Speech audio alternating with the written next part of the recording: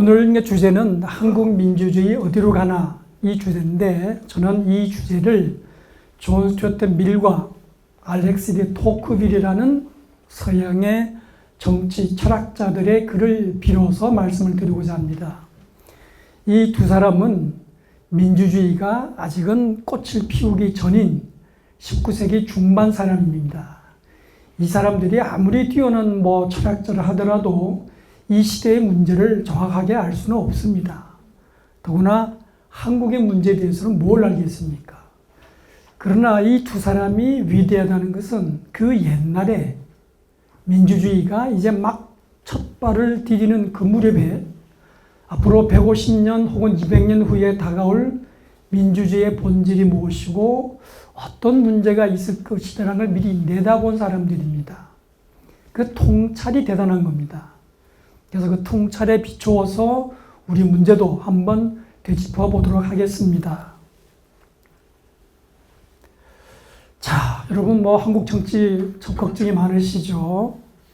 문제는 이게 우리만의 문제가 아니고 미국을 비롯한 전 세계적인 보편적인 현상이라는 겁니다.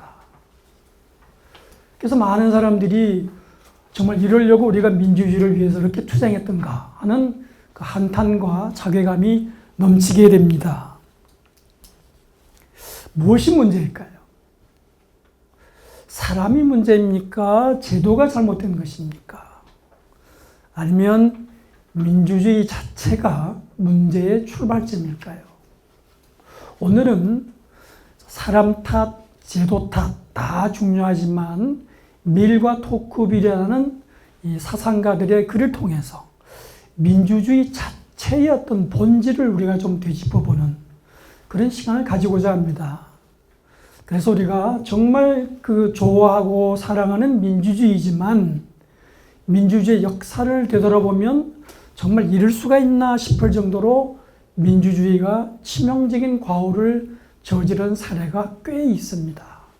대표적인 것이 여러분이 그렇게 좋아하시는 소크라테스를 누가 죽였느냐 하면 아테네 민주정에서 민주 시민들이 아주 민주적인 절차를 거쳐서 죽음으로 몰았습니다. 그래서 민주주의의 어떤 과오라고 할 때 대표적인 사례로 그런 것을 꼽고 있습니다. 또 많이 있습니다. 그래서 오늘은 그런 민주주의의 민낯에 대해서 한번 좀 깊이 한번 생각해 보자. 그래야 우리 한국 민주주의의 앞날도 우리가 보다 정확하게 내다볼 수 있지 않을까 그렇게 생각하고 있습니다. 저는 오늘 이 영국의 존 스튜어트 밀 그리고 프랑스의 알렉스 디 토크빌이라는 두 정치 철학자를 중심으로 말씀을 드리겠습니다. 나이는 토크빌이 1살 위입니다. 근데 발음하기가 좋아서 밀을 먼저 이야기하고 토크빌을 이제 뒤로 내세우는데 실제로는 토크빌을 먼저 말씀을 드리고 그 다음에 밀을 말씀드리는 게 순서입니다. 밀은 많은 주장을 편 사람입니다만 여러분 오늘 꼭 기억하실 것은 계급 입법. 정치하는 사람들이 자기 계급, 자기 편, 자기 진영의 이익을 내세워서 정치를 한다. 그걸 계급 입법. 그래서 이걸 비판하는 것. 이게 민주주의의 가장 큰 문제다라고 주장하면서 어떻게 하면 민주주의가 보다 수준 높은 단계로 발전할 수 있을까? 그래서 숙련 민주주의를 구상했습니다. 토크빌은 정말 이제 곧 보겠습니다만은 정말 젊은 나이에 대단한 통찰을 보여준 철학자입니다. 그래서 민주주의의 가장 큰 문제가 다수의 횡포, 다수의 압제에 있다고 보고 그 다수의 압제가 더 나쁘게 진행이 되면 민주주의가 독재를 하게 된다라고 경고를 했습니다. 그래서 이 민주주의를 어떻게 살릴 것인가 라는 고민에서 새로운 정치학을 모색한 사람입니다. 마침 제가 썼던 책인데 이 민주주의 밀과 토크빌이라는 이 책을 중심으로 말씀을 드리고요. 저는 오늘 이게 미래 자유론이라는 책 그리고 미래 대의정보론이라는 책을 중심으로 미래 민주주의 이론을 제가 소개하겠습니다. 그리고 토크빌은 이 아메리카의 민주주의라는 책을 1권, 2권을 썼는데 이 책과 그리고 또 다른 대표작이라고 할 수 있는 앙시앙 레짐, 구체제와 프랑스 혁명이라는 책을 중심으로 이 토크빌의 생각을 정리하겠습니다. 우선 이 밀과 토크빌의 생애와 또 두 사람 간의 특별한 우정을 말씀드리는 게 저로서는 제일 신나고 재밌습니다. 근데 시간 관계상 제가 말씀은 많이 못 드리겠고 간단하게만 소개하겠습니다. 우선 이 토크빌은 프랑스의 귀족 출신입니다. 근데 이 뭐 그렇게 대단한 귀족은 아닌데 아주 꽤 괜찮은 귀족입니다. 근데 이 아버지는 프랑스의 이 토크빌의 아버지는 장가를 갔는데 더 높은 집안에 장가를 가서 그야말로 신분이 한 번 더 상승을 했죠. 근데 문제는 프랑스 혁명 직후에 그 체제의 귀족이나 지도부에 대한 대대적인 숙청이 일어났죠. 그래서 토크빌의 아버지가 장가 가자마자 20대 초반에 감옥에 끌려갔습니다. 반혁명 분자를 처단했는데 그때 이 아버지의 장인 장모를 포함해서 처가 쪽 식구 8명이 떼죽음을 당했습니다. 그 중에 한 사람은 80이 넘은 치매 걸린 할머니가 있었는데 이 사람은 왜 잡혀왔는지도 모르지만 좌우간 죽음을 당했습니다. 그리고 이 토크빌의 아버지와 어머니는 감옥에 갇혔다가 정말 내일이면 처형을 당하는데 어떻게 풀려났어요. 그래서 얼마나 그 마음고생이 심했던지 21살 먹은 토크빌의 아버지는 그 순간 머리가 백발로 하얘졌고요. 어머니는 평생 정신질환, 우울증으로 고생을 했습니다. 제가 이 배경을 왜 말씀드리냐면 이런 개인사적인 비극을 가지고 있으면 프랑스 혁명을 일으켰던 오늘 말하면 민주주의자들에 대해서 토크빌이 어떤 감정을 품었겠는가? 민주주의에 대해서 무슨 생각을 했겠는가? 그러니까 여러분 그렇게 지레짐작을 하시면 안 됩니다. 이런 배경이 있지만 그 배경을 뛰어넘은 사람이 토크빌입니다. 그래서 토크빌이 훌륭하다는 것이죠. 이 사람이 쓴 책이 35년의 아메리카의 민주주의 1권과 그 후에 아메리카의 민주주의 2권이라는 책입니다. 바로 이 책입니다. 그래서 역시 대우에서 나왔죠. 여러분 기회 되시면 보시기 바랍니다. 그리고 이런 책들을 썼고요. 근데 이거 제가 다음 편은 우선 좀 말씀을 드릴게요. 이 아메리카의 민주주의 그 1권을 쓰기 위해서 토크빌이 미국을 직접 건너갔어요. 근데 그 당시에 프랑스에서 대서양을 건너서 미국 대륙으로 가자면 배를 타고 가야겠죠. 40여일간 배를 타고 갔습니다. 그리고 미국에 도착해서 31년 5월 9일 뉴욕 쪽에 도착을 해서 9개월 10일 동안 미국 전역을 이렇게 돌아다녔어요. 이렇게. 그러니까 이때는 요 중간 돌아다니는 이 빨간 선이 있는 요 지역까지가 미국 영토였고 그 이전은 소위 말하면 미개척지, 미국 영토가 아니었어요. 그러니까 미국의 영토였던 지역은 남북으로 동서로 종횡무진 다니면서 죽을 뻔한 고비도 지내고 그러나 현장에 가서 관찰하고 자료를 입수하고 9개월 10일 동안 얼마나 바쁘게 공부하며 돌아다니는지 몰라요. 그리고 돌아와서 아메리카의 민주주의 1권을 썼습니다. 이때 나이가 책 출판된 게 35년 1월이기 때문에 채 30이 되기 전에 실제 책 쓴 거는 20대 후반에 한 1년, 2년 동안 집중적으로 썼습니다. 그리고 이 책이 나오자마자 그야말로 유럽 지역이겠지만 세계적인 베스트셀러가 되고 오늘 우리가 보게 되는 존 스튜어트 밀이 그 책을 보고 감탄을 하게 됩니다. 그리고 그 뒤에 5년 뒤에 역시 아메리카의 민주주의 2권도 썼습니다. 그래서 정말 20대 중후반, 30대 초반에 어떻게 이런 책을 쓸 수 있을까? 감탄에 감탄을 금할 수밖에 없습니다. 그 다음에 밀은 토크빌보다는 한 살 아래입니다. 근데 이 사람은 어떻게 보면 토크윌보다 더 많은 이야기거리를 가지고 있는 사람입니다. 우선 이 사람은 우리가 흔히 자유주의이면 존 스튜어트 밀, 그리고 자유주의의 대표지성 양심으로 불립니다. 근데 왜 이 사람이 또 재미있는 사람이냐면 그 아버지가 유명한 철학자요 정치인인 제임스 밀입니다. 여러분 공리주의 하면 벤담 한번 들어보셨죠? 벤담과 같이 어깨를 나란히 하면서 영국 정치 사회를 개혁하는데 앞장섰던 사람이 철학자이자 정치인은 아버지입니다. 제임스 밀입니다. 근데 왜 이 사람이 특별하냐? 존 스튜어트 밀은 학교를 전혀 다니지 않았어요. 오로지 아버지 서재에서 아버지가 가르치는 공부를 십몇 년 배워서, 그래서 오늘날 전 세계적인 지성 존 스튜어트 밀이 됐습니다. 그래서 이제 이 사람이 많은 책을 썼는데요. 뭐 분야가 다양합니다. 그래서 우리가 대표적인 것이 자유론과 대의정부론입니다. 이 사람은 사회개혁에 앞장섰던, 아버지를 뒤따라서 10대 나이부터 사회개혁에 앞장섰던 그야말로 진보적인 진취적인 지식인이었습니다. 나중에 또 국회의원도 하게 됩니다. 토크빌도 국회의원을 오래 했고, 사실은 토크빌은 자기는 지식인이기보다 정치인으로 알려지기를 원했습니다. 그래서 아메리카의 민주주의 일권이 성공하자마자 바로 정치에 뛰어들어서 십몇 년 동안 계속해서 하원 의원을 지냈고, 그리고 나중에는 외교 장관까지 했습니다. 정치 경력으로 보면 토크빌이 훨씬, 밀은 딱 한 번 국회의원을 했습니다.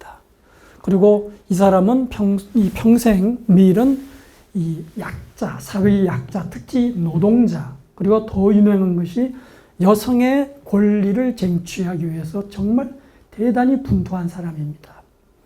그리고 그 아내 해리엇 테일러와 아주 로맨스로 떠들썩하게 이 런던 사회를 가십으로 몰아넣었던 사람입니다. 왜? 제가 시간이 없어서 그냥 말씀을 못 드리겠는데 그 당시 테일러는 유부녀였어요. 수총각이었어요. 18년 동안 연애하다가 남편이 죽은 다음에 결혼했어요. 그러나 이런 스캔들에 대해서 밀은 나는 부끄러울 것이 없는 사람이다. 어떤 사람은 밀은 말과 행동이 일치하는 사람이다. 이렇게 평가를 합니다. 그래서 그 사람 말은 믿어야 될 것 같아요. 두 사람은, 밀과 토크빌은 나이는 1살 차이고 프랑스와 영국 사람이지만 민주주의라는 문제에 대해서 같은 어떤 문제의식을 가지고 있었기 때문에 밀이 토크빌에게 연락을 해서 만나고 수십 차례 편지를 주고받았습니다. 그리고 많은 토론을 나누었습니다. 그러나 생각에 좀 어긋나기 때문에 그 우정의 끝은 좀 씁쓸하게 결말을 짓고 있습니다. 제가 그런 내용들은 이렇게 책을 좀 써서 또 영어 논문을 써서 발표를 했습니다. 자, 그러면 이제 토크빌에 대해서 제가 좀 말씀을 드리겠습니다. 오늘은 이제 토크빌의 정치이론, 밀의 정치이론, 이 둘을 바탕으로 그러면 우리 민주주의는 어떤 방향으로 가야 되나, 이렇게 삼부작으로 말씀을 드려야 되는데 짧은 시간에 이 세 가지를 다 말씀드리기가 쉽지가 않습니다. 그래서 제가 조금 속도를 내겠습니다. 우선 토크빌은 스스로 나는 민주주의의 친구다. 왜 이걸 강조하느냐? 토크빌의 정치이론 많은 부분은 반민주주의처럼 보입니다. 이게 굉장히 애매하고 모호하고 또 절묘합니다. 친구이기 때문에 비판한다는 것이죠. 그래서 나는 분명히 민주주의자다. 그러나 민주주의는 지금 문제가 많다. 이걸 어떻게 고쳐나갈 것이냐. 이게 토크빌의 문제의식입니다. 그래서 이 사람은 나는 민주주의 친구라 그렇게 하면서 민주주의를 여러 가지로 이제 규정을 하는데 가장 특징적인 것은 이 사람은 민주주의를 조건이 평등한 사회 상태다.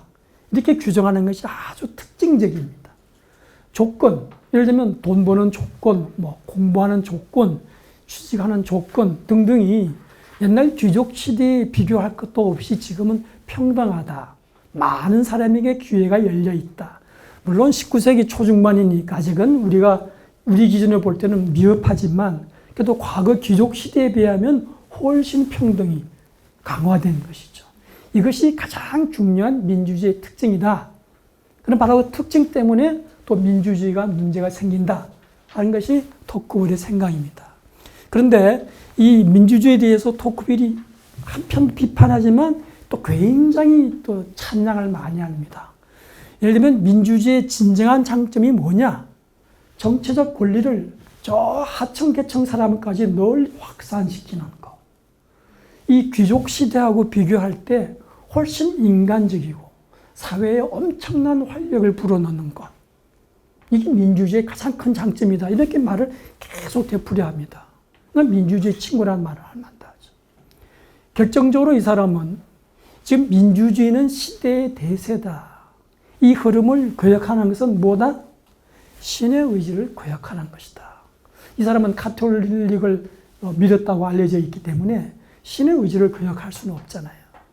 민주주의를 거역할 수는 없다 하는 것이 이 사람의 주장입니다. 근데 문제는 이렇게 많은 칭찬을 한 다음에 그러나 문제가 있다. 첫째 뭐냐? 평등. 평등하다는 것이 한편으로는 굉장히 좋은데 이게 잘못되면 큰 문제를 낳는다는 겁니다. 우선 이 평등 사회, 다시 말하면 민주주의 사회죠. 이 민주주의 사회의 가장 큰 문제는 너무 돈에 사람이 몰입을 합니다. 과거 귀족 시대는 물론 먹고 사는 것이 해결됐던 귀족들 이야기지만 그 사람들은 정신적인 가치를 추앙했는데 오늘날 평등 민주주의 사회에서 모든 사람이 그냥 돈 한다는 거죠. 그러니까 정신적인 가치를 멀리하는 것이 가장 큰 문제다 이렇게 봅니다. 왜 그러느냐? 이 사회는 평등을 그 무엇보다도 소중히 여깁니다. 그런데 평등은 두 가지가 있다. 고상하고 당당한 평등은 뭐냐면 아래 사람을 위로 끌어올리는 겁니다. 저급한 평등은 뭐냐? 너 내려와. 나랑 같이 살자. 이 저급한 평등. 그러니까 평등한 사회의 절대 다수의 사람들은 어떻게 보면 좀 가난하잖아요. 또 가난하니까 뭐 교육도 많이 못 받겠죠. 그 시대에 영국과 프랑스의 일반적인 대중의 표준은 이렇게 생각하면 됩니다. 문맹률, 문자 해독률이 얼마나 됐겠습니까? 10%가 안 됐어요. 그런 상황에서 이 저급한 평등이 사회의 어떤 삶의 기준이 되다 보니까 평등이 제일이야. 그리고 이 평등하지 않다면 자유가 뭐가 소중해? 차라리 내가 노예가 될지언정 평등이 좋아. 그러면서 자유의 가치를 제대로 이해하거나 평가하지 못한다. 다시 말하면 평등을 내세우면서 자유를 도외시하는 거. 근데 오늘 이 강의의 핵심은 평등과 자유는 같이 가야 된다는 겁니다. 근데 이 시대 토크빌의 걱정은 너무 평등을 내세우면서 자유를 냉대하고 막대하고 그것이 이제 문제가 된다는 겁니다. 어떻게 문제가 될까요? 이 평등 사회의 또 다른 특징적인 양상은 뭐냐면 사람들이 개인주의에 빠져 있다. 이 개인주의는 오늘 우리가 알고 있는 그런 개인주의란 개념이 다릅니다. 뭡니까? 사회의 어떤 공동체, 다른 사람과 관계를 멀리하고 자기만의 성에 고립돼서 숨어 있는 것을 개인주의라고 부릅니다. 이 개인주의와 이기주의는 다릅니다. 이기주의는 우리가 알고 있는 글자가 바로 이기주의인데 이 이기주의는 역사 이래 어느 시대나 있었습니다. 그런데 개인주의는 토크빌이 볼 때 평등제일주의에 빠져있는 민주주의 사회에서 처음으로 나타난 잘못된 현상이다. 이렇게 봅니다.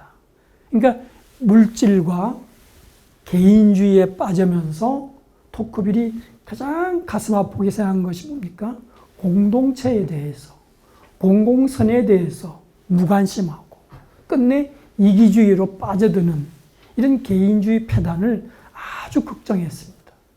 더 큰 문제는 이 개인주의가 또 다른 폐단을 낳는다는 겁니다. 여러분 잘 들어보시죠. 다수의 횡포, 다수의 압제, 토크빌이 지어낸 말이에요. 정말 이 20대 후반의 젊은이가 이 개념을 그리고 이 민주주의가 이제 첫 발을 디디는 겁니다. 여러분, 이제 민주주의라는 것은 여러 가지로 규정할 수 있지만 가장 중요한 게 선거권을 누가 가지고 있느냐.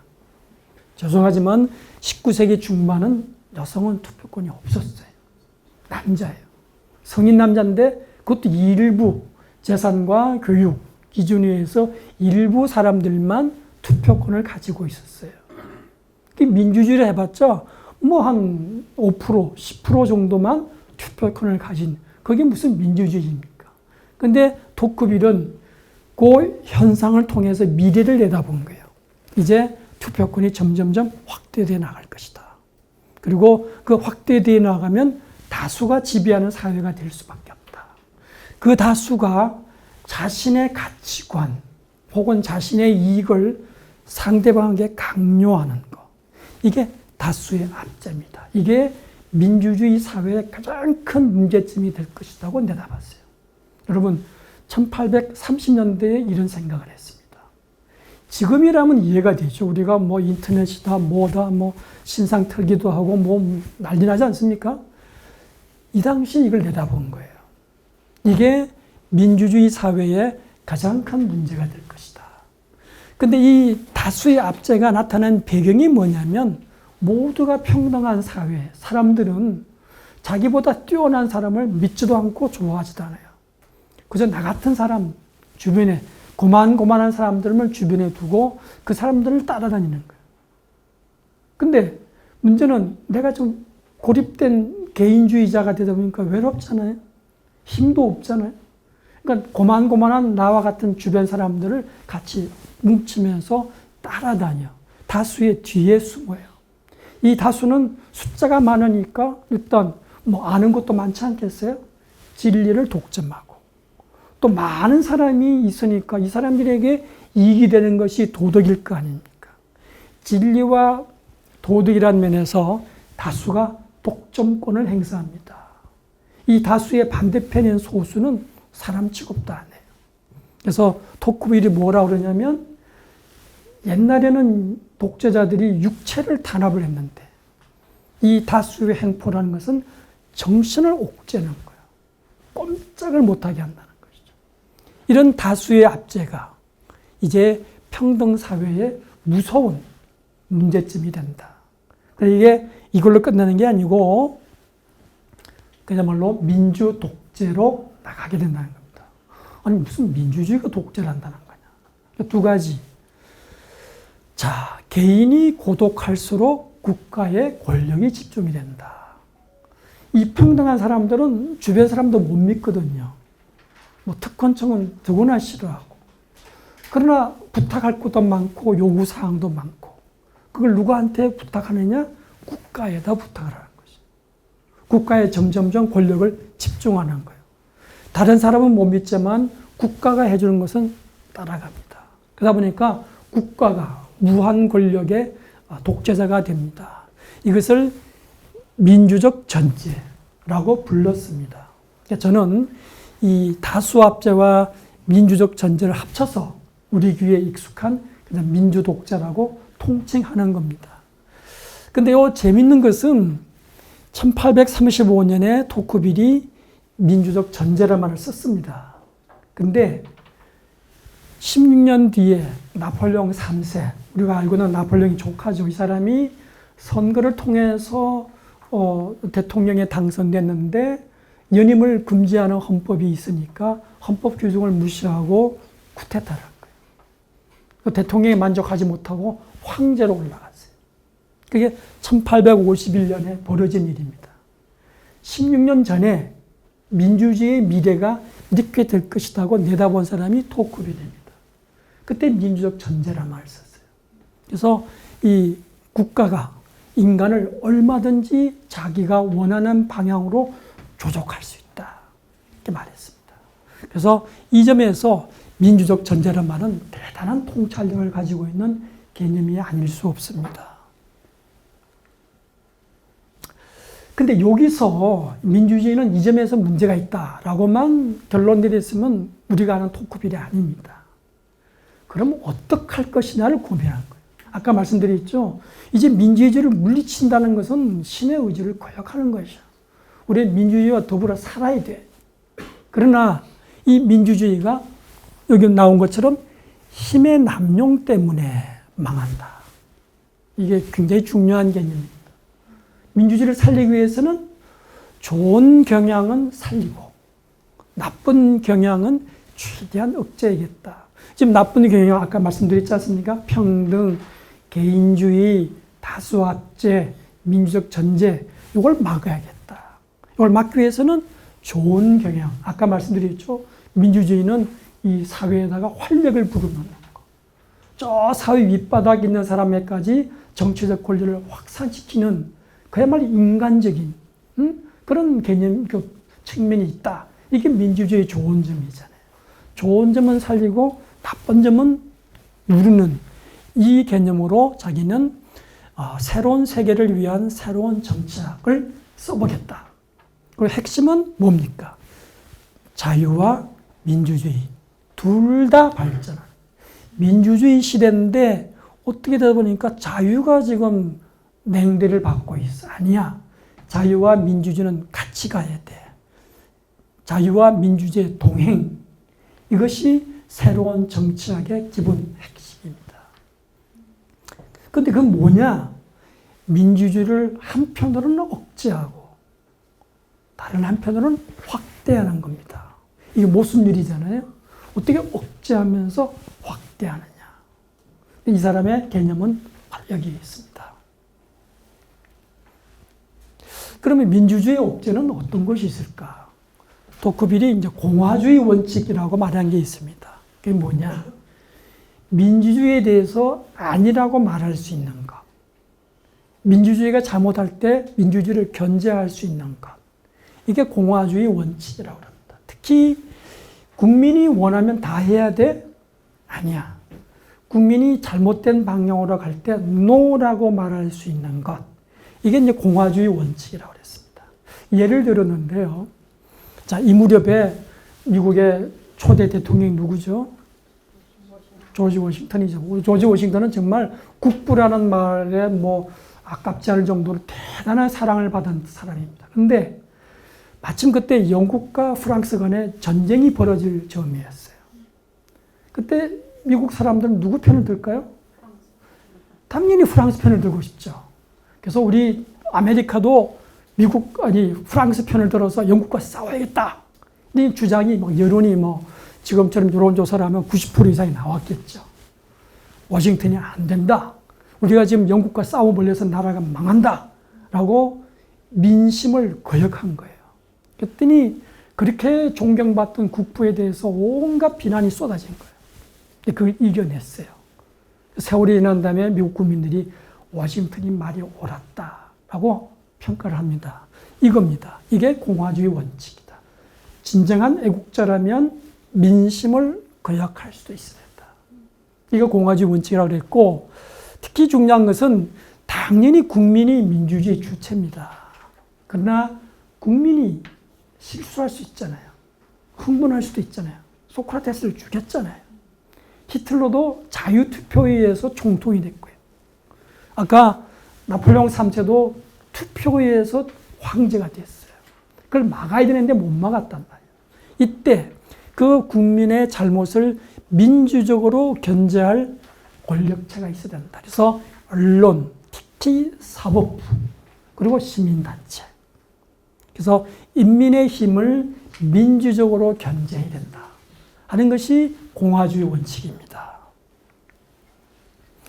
정말 중요한 것이 법치주의입니다. 법과 민주주의, 이게 굉장히 델리케이트한 이야기입니다. 우리도 지금 기억하잖아요. 헌법재판에 대해서 민심을 따라라.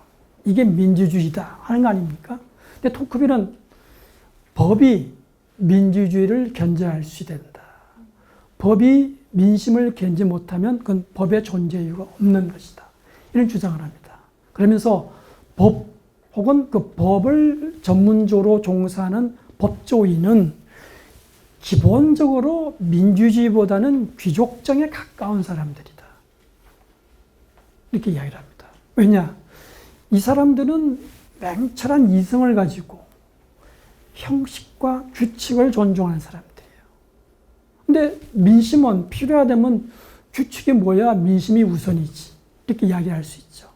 그러나 민심보다도 어떤 규칙 혹은 이성에 의해서 우리나라의 바람직한 길을 찾아갈 수 있어야 된다. 그러려면 법이 때로는 민심과 떨어져서 객관적으로 판단할 수 있는 여지를 남겨둬야 민주주의가 건강하게 발전할 수 있다. 그래서 법치주의로 민주주의를 견제하고 살려야 된다. 이런 법치주의를 강조하는 게 오늘날 자유주의라는 또 흐름이 있습니다. 그래서 자유주의와 민주주의가 막 부딪히는데 그 가운데에 법이 무엇이냐? 법의 역할이 무엇이냐? 민심이냐? 법이냐? 이런 막 싸우게 되는 겁니다. 토크빌은 법치주의. 그러니까 민주주의보다 위라고 말할 수는 없겠죠. 더구나 법관은 뭐 민주적 통제랄까 선거로 뽑히는 사람이 아니잖아요. 공부 잘해서 혹은 옛날에는 좋은 집안이라서 그냥 법관 됐는데 이 사람들이 무슨 권리로 민주주의, 민심을 통제한다는 것이냐 이런 말이 나올 수 있잖아요. 그러나 이 사람들이 제대로 역할을 한다면 민주주의의 실수를 견제할 수 있는데 큰 역할을 한다 하는 게 토크빌의 주장이었습니다. 또 하나 중요한 것이 민주주의를 억제하는 단계입니다. 민주주의가 우리가 시대의 흐름이긴 하지만 민주주의가 실수하지 않도록 견제를 해야 되는데 그 중에 또 하나 중요한 것이 습속이라는 개념입니다. 오늘날 용어로 말하면 정치 문화입니다. 토크빌은 이것을 마음의 습관이라고 했어요. 프랑스 사람들이 어떤 생각, 어떤 생활 태도를 가지고 있느냐에 따라서 민주주의의 좋은 경향과 나쁜 경향이 왔다 갔다 할 수 있는 거죠. 좋은 경향을 북돋우고 나쁜 경향을 억누르는 데는 마음의 습관, 이것이 중요하다는 거죠. 그러나 이거는 참 어렵죠. 한국의 민주주의가 왜 안 되느냐? 정치 문화가 그래서 그러면 답 전부 답니다. 그렇잖아요. 그럼 그런 정치 문화를 어떻게 만들어? 이게 또 어려운 이야기죠. 다만 토크빌은 이것은 절제와 헌신. 절제라는 것은 내가 힘이 있다고 막 쓰는 게 아니고 더 중요한 것은 헌신입니다. 뭐에 대한 헌신이냐? 공의에 대해서. 국가의 발전을 위해서 헌신하는 것. 오늘 우리가 공화주의라는 말도 많이 쓰지 않습니까? 공화주의의 핵심은 국가와 공동체를 위해서 내가 노력하는 것. 나의 이익만 중요한 것이 아니라 둘을 조화시키고 필요하다면 내가 좀 희생할 수도 있는 것. 쓰레기 소각장 어딘가에 있어야 되잖아요. 우리 동네는 안 돼. 그럼 어디 가야 됩니까? 이때 헌신이 필요한 거죠. 이걸 이제 넓은 의미의 공화주의라고 그러는데 토크빌은 이런 헌신과 희생을 특히 강조하고 국가에 대한 사랑, 이것이 무엇보다 중요한 정치인의 덕목이라는 걸 계속 강조합니다. 그래서 우리한테 필요한 민주주의 시대에 필요한 습속이라는 것은 뭐냐? 절제와 헌신이다. 이런 절제와 헌신이 전제되지 않고 민주주의 혁명이 일어나면 이렇게 민주적 자유는 꽃을 피울 수 없다. 자기 나라 프랑스를 보니까 이 점에서 습속이 준비가 안 된 거예요. 그래서 미국으로 건너왔어요. 미국은 잘 되고 있거든요. 미국의 습속과 프랑스의 습속은 뭐가 다를까를 이제 비교하면서 아메리카의 민주주의를 쓴 거예요. 그 다음에는 이제 확대입니다. 한편으로는 억누르고 한편으로는 확대입니다. 첫째가 참여입니다. 미국 가보니까 미국도 똑같이 평등한 사회인데 민주주의가 생각보다는 괜찮게 돌아가거든요. 왜 그럴까? 참여에 있다. 여러분, 지난번 민주당 오바마도 그렇고 미국에서 하면 꼭 처음 대통령 선거할 때 어디 가서 연설합니까? 타운홀. 타운홀이라는 건 뭡니까? 조그만 마을에, 고장에 시민회관 같은 거, 마을회관 같은 게 타운홀입니다. 거기에서 옛날에 1700년대, 1800년대 미국, 미국을 새로 만든 개척자들이 모여서 자, 우리 마을에 전신주를 세워야 되는데 어떻게 하면 좋을까? 마을의 공동체 문제를 같이 의논한 겁니다. 이게 지역 문제에 대해서 지역 주민들이 다 같이 참여해서 논의하는 거. 이 지역 참여가 미국 민주주의의 뿌리다. 그래서 미국 사람들은 가보니까 이 참여에 대해서 대단한 열정과 긍지를 가지고 있고 이 참여로 인해서 애국심이 막 뛰어오르고 있더라. 토크빌이 감동을 받은 거예요. 참여구나. 특히 지역 문제의 참여가 참여의 출발점이다. 또 하나 중요한 참여가 뭐냐면 배심원 활동. 미국은 이때부터 이미 배심원제가 있었기 때문에 어떤 법원의 판단이 필요할 때 일반 시민이 가서 참여하는 거예요. 그런 참여를 통해서 국가에 기여도 하고 또 본인도 많이 배우게 되는 것이죠. 이런 참여가 민주주의의 해독제다. 민주주의의 어떤 병폐를 해독시키는 중요한 요소다라는 걸 강조했습니다. 그래서 이 참여를 통해서 공공이익에 대한 사람들의 각성이 일어나기를 간절히 바랐던 것이죠. 이게 민주주의를 확대하는 첫 번째 길입니다. 또 하나 토크빌이 강조했던 것은 자꾸 토크빌은 귀족 시대하고 민주주의 시대를 비교를 합니다. 어떻게 보면 귀족 시대에 대한 향수가 있는 것 같아요. 제 사람이 귀족 출신이라서 그런가? 그게 아니고 분명히 토크빌은 그런 계급에 입각한 귀족주의는 이미 지나간 시대 것이고 바람직하지는 않다. 다만 그 시대의 귀족주의가 보여줬던 정신적인 특징에 대해서는 민주주의 사람들이 좀 부러워해야 된다. 이런 이야기를 합니다. 귀족 시대 특징은 뭐냐? 왕이 있습니다. 각 지형에 귀족들이 있습니다. 이 귀족이 왕에 대해서 대항할 수 있는 그런 힘의 분산이 일어났었습니다. 그러니까 왕이 함부로 못한 것이죠. 그런데 귀족 시대가 끝나고 나니까 국가의 힘은 강력해졌는데 이 국가의 힘을 브레이크 걸 만한 중간 세력이 없는 거죠. 그래서 민주주의가 위험하다는 겁니다. 이때 일반 시민들이 집단을 만드는 거죠. 조직을 만들어서 옛날에 귀족이 하듯이 국가의 권력에 대항할 수 있어야 된다. 그래서 결사체라는 거, 시민단체라는 것이 중요하다는 겁니다. 이 시민단체가 민주주의에 브레이크를 걸 수 있어야 된다라고 토크빌은 굉장히 강조를 합니다. 자, 그러면 지금까지가 이제 토크빌에 대한 토크빌이 민주주의 억제와 민주주의 확대 두 가지를 이야기하면서 새로운 시대의 정치학을 개발하겠다 이렇게 주장을 했습니다. 일단 토크빌은 이 정도까지 말씀을 드리고 그 다음에 이제 미를 말씀드리겠습니다. 그리고 토크빌과 미를 종합해서 제가 말씀드리고 그 다음에 이제 한국 문제로 넘어가겠습니다.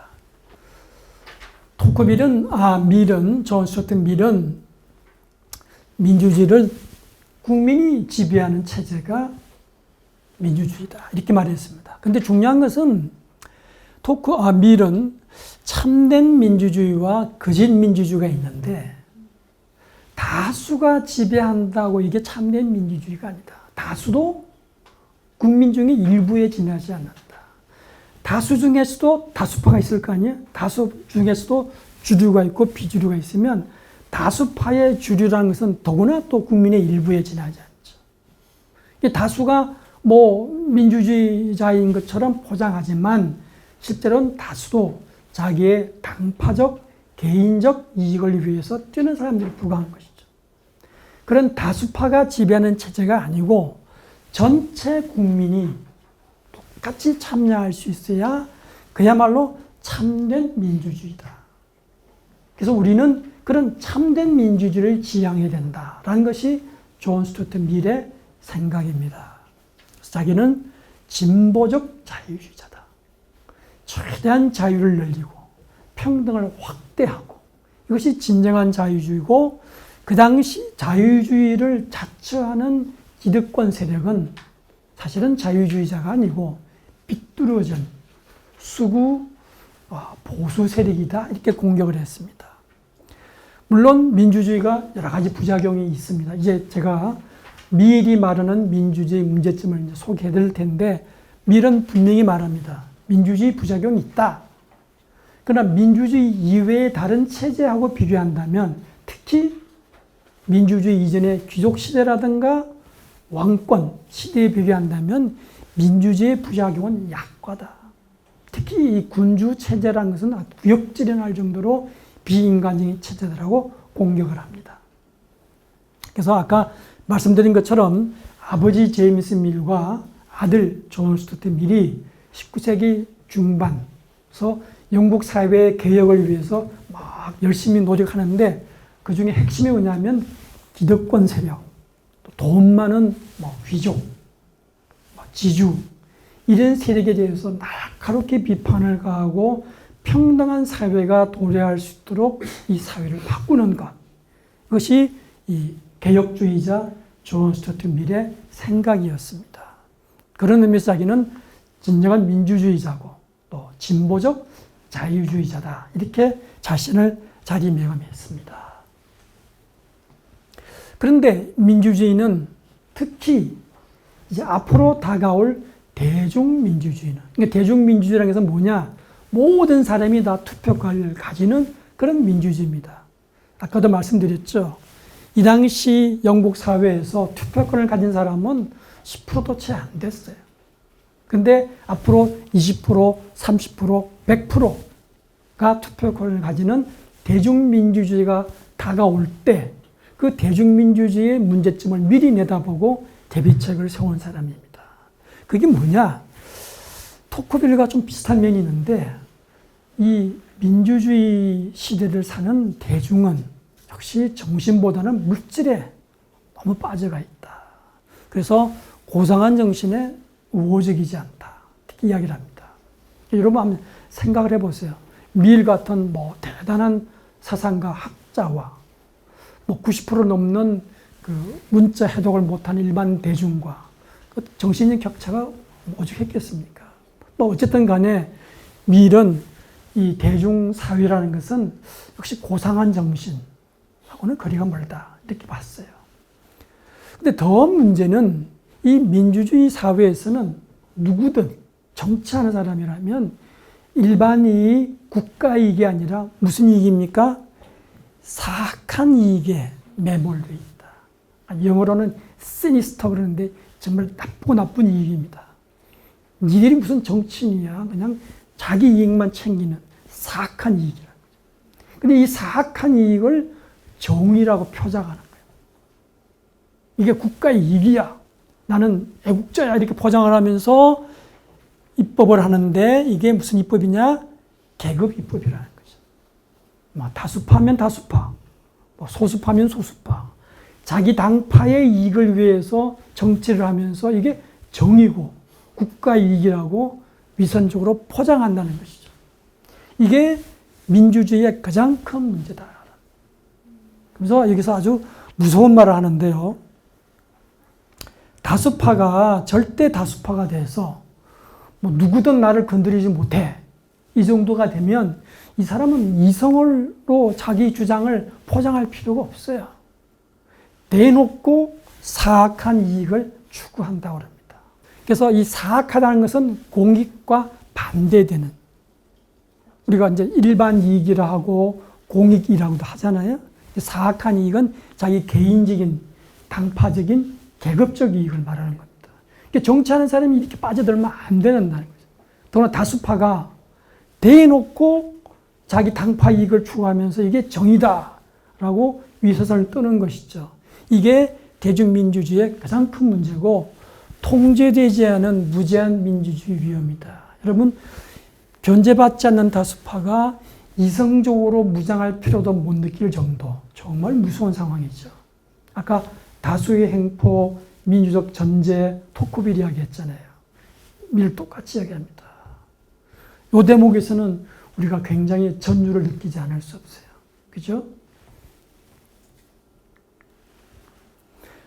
근데 밀은 정말 중요한 것이 이런 민주주의의 문제점을 극복할 수 있는 가장 중요한 단초가 뭐냐? 참여에 있다. 오늘 우리가 참여민주주의 그러지 않습니까? 참여민주주의 대표적 일환과로 우리는 밀을 꼽습니다. 밀은 우선은 내가 참여를 해야 내 이익을 보호할 거 아니냐. 그렇죠? 근데 밀은 그건 형이하학적인 것이고 더 중요한 것은 우리가 참여를 통해서 우선 내가 스스로 지적인 능력이 개발됩니다. 자, 우리 마을에 뭐 도로를 깔기 위해서 공청회도 하고 막 토론을 하면서 그게 참여하다 보면 내가 막 배우게 되잖아요. 그래서 사람들이 지적 수준이 낮을수록 참여를 많이 해야 이게 지적인 개발이 이루어지는 거죠. 더 중요한 것은 뭐냐? 내가 이런 참여를 통해서 나의 이익과 공동체 이익이 떨어져 있는 것이 아니구나를 느끼는 겁니다. 나의 이익과 공동체 이익이 연결되어 있다고 생각하게 됩니다. 이런 과정을 통해서 나의 내면적인 도덕적인 발전이 일어납니다. 사람이 자기만의 이익을 위해서 사는 사람과 공동체의 이익을 위해서 사는 사람은 사람의 결이 다르다. 이 밀은 다른 책에서도 그런 이야기를 합니다. 왜 사람이 마지막 죽을 때 불안해할까? 특히 부자가 자기 이익만 쫓으며 살던 사람이 죽을 때 더 불안하대. 정말 지옥이 있는 게 아닐까? 뭐 이렇게. 근데 남을 위해서 헌신했던 사람은 뭐 천당이 있는지 없는지 모르지만 편안하게 죽는데요. 그래서 밀은 사람의 행복을 결정짓는 가장 중요한 것은 다른 사람을 위한 배려다. 헌신이다. 이렇게 이야기를 합니다. 근데 그런 헌신과 배려가 참여를 통해서 우리가 배운다는 것이죠. 지적, 도덕적으로 사람이 성숙해진다는 겁니다. 밀은 이런 교육의 효과를 무엇보다 강조합니다. 그러면서 참여가 사람을 바꾼다. 분명히 밀은 대중민주주의에 대해서 교육을 많이 받지 못한 대중에 대해서 좀 색안경을 끼고 봤잖아요. 근데 사람이 바뀔 가능성에 대해서 기대를 걸었죠. 물론 이제 보통교육을 확대해야 된다고 막 주장을 했는데 그 보통교육의 확대와 더불어 중요한 것이 다양한 방면의 참여를 늘려나갈 때 사람의 교육이 일어난다는 것이죠. 그래서 밀은 한편으로는 선거권의 확대, 이 확대를 통해서 노동자든 농민이든 못 배운 사람들이 많이 배우게 된다는 것이죠. 그러나 이 체제의 능력에 맞게 점진적으로 확대해 나갔으면 좋겠다. 이렇게 주장을 합니다. 그 다음에 지역 자치가 정말 중요하다. 특별히 우리가 기억해야 될 것은 노동 현장에서 보통 사람들은 활동하는 시간의 대부분을 직장에서 보내는데 그 직장에서 참여가 일어나지 않으면 사람들의 인생은 안 바뀐다. 그래서 직장 민주주의를 제일 먼저 주장을 했어요.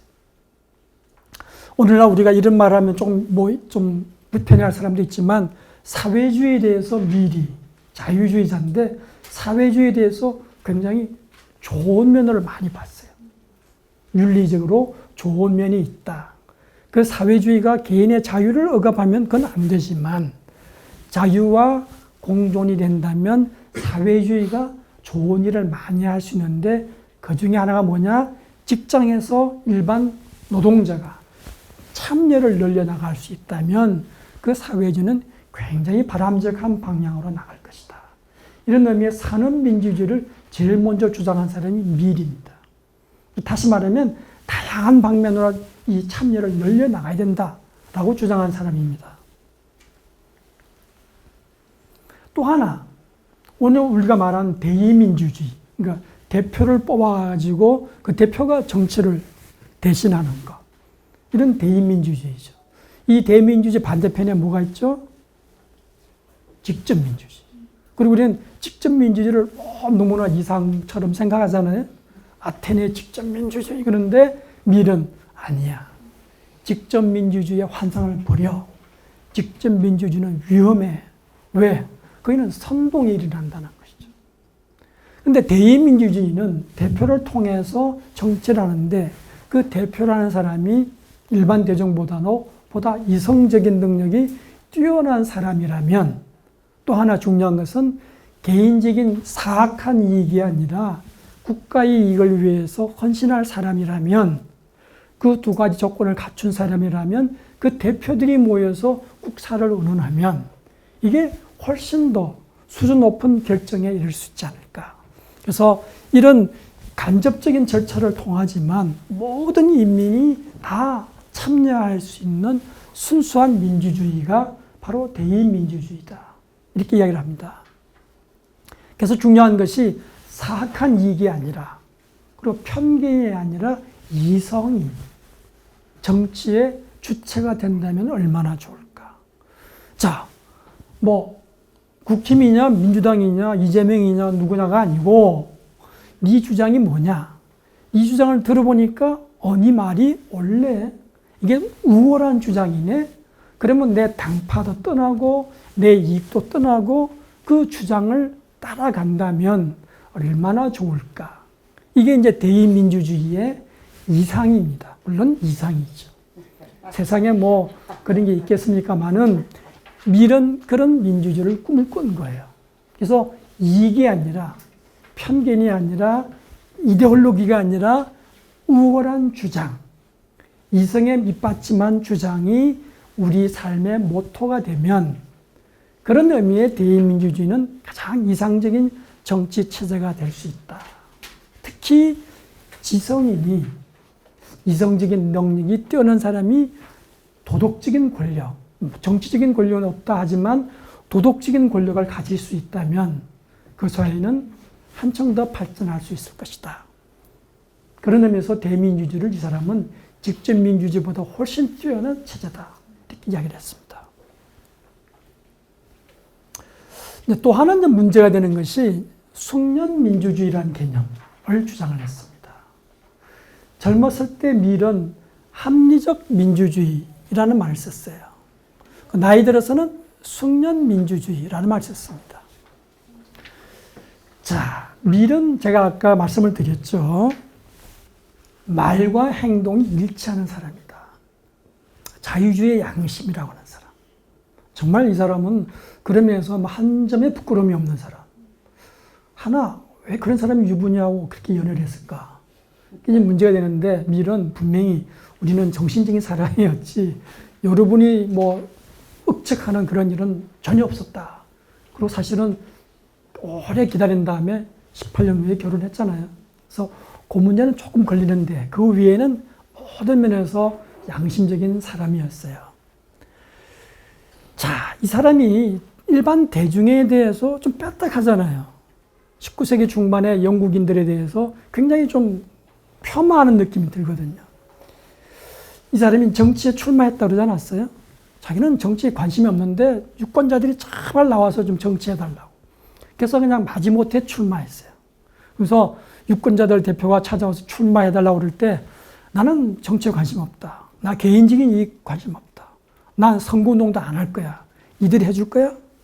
나는 내가 뽑히면, 내가 종로구 국회의원이 되면 국가의 이익을 위해서 일하지 종로구 주민들을 위해서 일하는 거 아니야. 그래서 나를 밀어줄 거냐? 밀어주겠대요. 그래서 이제 출마한 거야. 그러니까 선거운동도 잘 안 해요. 근데 어쩌다가 이제 대중들 모이는 자리에서 이 사람이 그 선거 연설을 하는데 반대편에서 막 플래카드를 갖다 붙이고 밀은 위선자다 이렇게 공격을 했어요. 뭐냐면 어디선가 밀이 영국 노동자들은 거짓말쟁이야 이렇게 말을 했다고 플래카드 붙여놓고 너 그런 말 했지? 우리 정치인 같으면 뭐라고 그래요? 그런 말 한 적 있는지 없는지 기억이 안 난다. 이렇게 되지 않습니까? 밀은 내가 했다 그랬어요.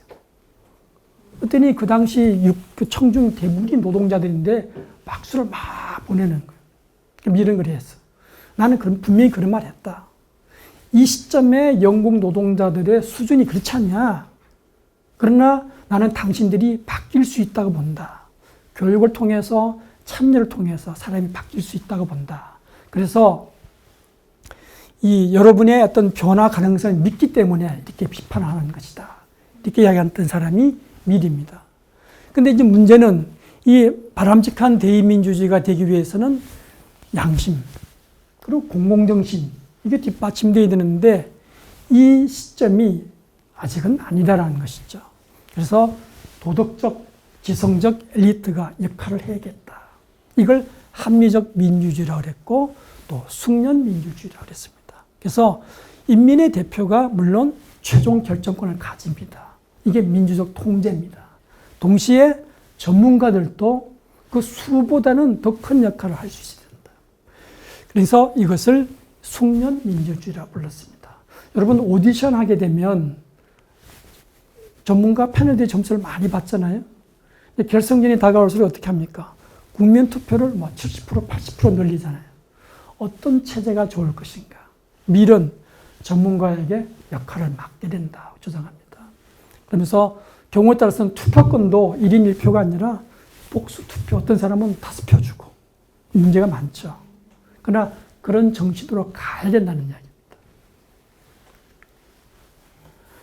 자, 그러면 이제 이 밀과 토크빌을 한번 종합 정리해 보면 뭐 많은 이야기를 할 수 있겠지만 저는 이렇게 했습니다. 토크빌은 새로운 정치학을 추구했고 밀은 잘 조절된 민주주의, 같은 개념입니다. 근데 좀 고민이 있습니다. 과연 밀과 토크빌은 참여에다가 그만큼 기대를 많이 걸었는데 참여가 사람을 정말 바뀔 수 있을까?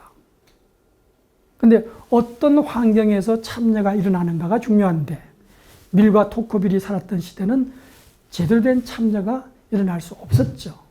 따라서 밀과 토크빌의 주장이 틀렸다고 말할 수는 없는데 오늘날 어쨌든 이 참여의 효과에 대해서 많은 사람이 긍정적으로 말하는 것은 사실입니다. 그래서 참여를 늘려나가야겠죠. 밀은 이 엘리트에게 기대를 많이 걸었는데 사심 없는 엘리트입니다. 이 사람들이 과학적 통치자가 되기를 기대했는데 이런 사람을 찾기 힘들잖아요. 그렇죠? 토크빌은 민주주의에 대해서 많은 좋은 이야기를 했는데 그래도 민주주의가 아름다운 시 그리고 위대함이 넘치는 그런 위대한 정치 하기에는 민주주의가 이 시점에서는 역부족이다. 아마 역사의 마지막 단계나 가야 민주주의가 이런 아름다운 정치를 만들 수 있지 않을까. 이렇게 좀 마지막에 가서는 역시 좀 회의적인 그런 주장을 했습니다. 무슨 말씀을 드리고 싶으냐면 우리는 민주주의를 추구하고 있지만 이것이 완벽한 정치 체제는 아니다. 아까 토크빌이 민주주의를 억제하면서 또 확대하자고 그러는데 이런 모순된 말이 어디 있습니까? 근데 그 오묘한 균형, 절제 이것이 민주주의가 사는 길이다라는 것을 토크빌이 강조했고 밀도 그 점에서는 같은 생각이었다는 겁니다. 그래서 결론적으로 그러면 이 두 사람은 우리 민주주의를 위해서 무슨 말을 할 수 있을까 이겁니다. 제가 거듭 말씀드리지만 두 사람은 19세기 사람이고 한국에 대해서는 알도 못한 사람입니다. 다만 우리는 고전을 읽으면서 그에 비추어서 우리 문제를 우리가 생각해 볼 수 있는 것이죠. 그 점에서 제가 여러분에게 일종의 화두를 던지는 것이니까 좀 가볍게 생각하시기 바랍니다. 당연히 우리는 정치 제도를 바꿔야 됩니다. 이렇게 권력이 집중된 체제는 안 됩니다. 근데 바꾸기가 쉽지 않잖아요. 어렵죠. 더 큰 문제는 우리 사회는 민주주의를 추구하는데 민주주의자가 많잖아요. 민주주의자 없는 민주주의. 이 호르크하이머라는 독일의 철학자가 쓴 말인데 민주주의가 제대로 되기 위해서는 제대로 된 민주주의자가 많아야 되는데 우리가 과연 제대로 된 민주주의자인지 한번 되돌아봐야 되는 것이죠. 저는 이렇게 두 가지로 규정을 했습니다. 한국의 보수 우파는 민주주의를 부정하고 있다. 저는 이렇게 생각하고 있습니다. 또 하나 중요한 것은 한국의 좌파 진보 세력은 자유주의를 훼손하고 있다. 그러니까 민주주의와 자유주의가 뭐가 다르냐? 굉장히 어려운 이야기인데 간단히 말씀드릴게요. 민주주의는 다수가 지배하는 체제다. 자유주의는 그 다수가 소수의 자유와 권리를 침해하지 못하도록 법적인 제도로 방어벽을 쳐야 된다. 한 것이 자유주의입니다. 근데 저는 민주주의와 자유주의를 이렇게 딱 칼로 자르듯이 구분하는 것은 옳지 않다. 제대로 된 민주주의라면 당연히 자유주의가 들이서야 되고요. 또 민주주의 없는 자유주의는 성립할 수가 없어요. 이 둘은 같이 가야 되는 겁니다. 근데 이제 제가 말씀드린 것처럼 우리 사회는 보게 되면 이 민주주의와 자유주의에 대해서 한편으로는 부정을 하고 한편으로는 침해하는 그런 현상이 많이 일어나고 있다 봅니다. 그래서 밀과 토크빌은 이 둘의 동행을 고민한 사람이기 때문에 그야 우리가 비춰보자는 것이죠. 첫째, 저는 강조하고 싶은 것이 이 진영 논리가 우리 사회에 너무나 넘쳐납니다. 그러니까 진실이 중요한 게 아니고 우리 편의 주장, 우리 편의 이익, 보고 싶은 것만 보고 믿고 싶은 것만 믿는 거. 진실이 뭐가 중요해란 말이 나오는 겁니다. 근데 이 토크빌과 밀은 그 점에서 정말 사랑스러운 사상가들이에요. 토크빌은 귀족 출신이잖아요. 그 집안이 멸문지화를 당했잖아요. 그냥 민주주의의 친구라고 그랬어요. 그러면서 내가 아메리칸 민주주의를 쓰면 어떤 사람은 민주주의를 좋아한다고 그러고 어떤 사람은 민주주의를 싫어한다고 그럴 텐데 나는 어느 진영에도 속하지 않아. 나는 사물을 그들과 달리 사물을 달리 볼 뿐만 아니라 더 멀리 본다. 민주주의가 올바로 정착할 수 있도록 멀리 내다보고 쓰는 것이 나의 목적이다. 정말 중요한 것은 사실을 관념에 깨 맞추는 일은 하지 않는다. 내 생각이 있는데 내 생각을 위해서 사실을 조작하는 거. 나는 그런 일은 못해. 단호하게 주장한 사람. 진실된 사람이었어요. 밀은 다면성을 강조한 사람입니다. 모든 일에는 여러 가지 측면이 있어요. 한쪽 면만 쳐다보면 그게 이데올로기고 편견입니다. 밀은 양쪽을 다 쳐다봐야 된다. 이게 다면성입니다. 정치에는 진보와 보수가 같이 있어야 된다. 이렇게 주장을 했어요. 진리라는 것은 어느 한쪽이 독점하는 것이 아니라 부분 진리가 모여서 전체 진리가 됩니다. 그러니까 이 사람 말도 들어보고 저 사람 말도 들어보고 보수 세력 말도 들어보고 진보 세력 말도 들어보고 종합하는 것이 지성인이 해야 될 일이다. 이렇게 주장을 했습니다. 그 점에서 우리 한국의 진영 논리가 횡행하는 것에 대해서 특히 지식인들이 저는 책임을 져야 된다고 보고 있습니다. 두 번째, 민주주의를 우리가 정말 사랑한다면 이게 제대로 된 민주주의가 되는데 저는 이 제대로 된 민주주의에다가 성찰 민주주의라고 부르고 싶습니다. 왜 우리가 민주주의를 30년, 40년 해왔는데 갈수록 더 저질이 되고 있습니까? 이렇게 저질 아니었어요. 20년 전, 우리가 30년 전 처음 막 민주주의 눈물 흘리면서 민주주의 할 때는 그래도 수준이 있었잖아요. 대놓고 이렇게 자기 욕심 채우는 일은 없었어요. 왜 이렇게 저급해지고 있는가? 우리가 민주주의의 본질에 대해서 잘못 생각하고 있다. 내가 하고 싶은 것, 나의 이익을 추구하는 것이 민주주의다. 그건 아닙니다. 어떻게 사는 것이 좋은가 고민하고 특히 다른 사람을 배려할 수 있는 것, 이게 민주주의 본질이고 이런 성찰을 해야 우리가 민주주의자가 되는 겁니다. 그래서 밀은 이 국민성이 민주주의하고 부합을 해야 된다. 토크빌은 습속, 마음의 습관이 민주주의 밑바탕이 된다. 오늘 말하면 우리가 정치 문화, 다른 사람을 배려하고 존중하고 공익에 관심을 가지는 이런 성찰 민주주의가 돼야 된다는 겁니다. 우리가 지금 반대 방향으로 가고 있잖아요. 그 다음에 중요한 것이 민주주의와 자유는 같이 가야 된다. 토크빌은 정말 자유를 이야기하면서 마음이 내키지 않더라도 다른 사람의 권리를 존중해야 된다. 특히 우리 편이라고 해서 전권을 주는 것은 인간의 심성에서 권력의 집중은 노예가 되는 일이다. 그러니까 권력의 집중은 어떤 경우도 안 된다고. 다른 사람을 존중해야 된다고. 이게 자유주의의 핵심이잖아요. 밀은 진정한 자유주의자는 더 많은 자유, 더 많은 평등을 지향하는 사람이 자유주의자다. 더 많은 평등 그러면 민주주의잖아요. 근데 자유주의가 바로 그런 민주주의와 같이 가야 된다고 주장을 했습니다. 그래서 무페라는 사람은 소위 말하면 급진 민주주의자예요. 레디컬한 사람인데 이 사람이 뭐라 그랬냐면 자유주의와 민주주의가 같이 있어야 국민주권, 인민주권이 독재로 전락하지 않는다라고 이야기했습니다. 그러니까 둘이 같이 가야 된다는 것이죠. 그런 면에서 민주주의가 오늘 시대의 대세잖아요. 토크빌이 말한 것처럼. 그러나 민주주의자, 다수파는 겸손해야 돼요. 소수파의 권리를 존중할 수 있어야 되고 소수파의 말을 들어봐야 되는 거죠. 우리가 지난 몇 개월 동안 보면 어느 쪽이든 간에 이 다수파의 겸손은 쳐다볼 수가 없잖아요. 그러니까 자유주의가 위험하다는 것이죠. 그 다음에 법치입니다. 아까 토크빌이 강조했잖아요. 법치가 민주주의의 기둥이다. 그러니까 민주주의가 이런 실수라든가 과오를 저지르지 않기 위해서는 반드시 제도로서 스스로를 규제해야 된다. 이렇게 말했습니다. 하이에크란 사람은 민주시민이 제도적 올가미로 스스로 제약하지 않으면 야만인으로 전락하고 만다. 그러니까 제도, 법치라는 것은 민주주의를 제한하는 것이 아니라 민주주의를 보호하는 것이다. 라는 겁니다. 근데 우리가 지난 그 헌법재판소 볼 때 양쪽이 다 민의를 앞세워서 헌법재판을 겁박을 했죠.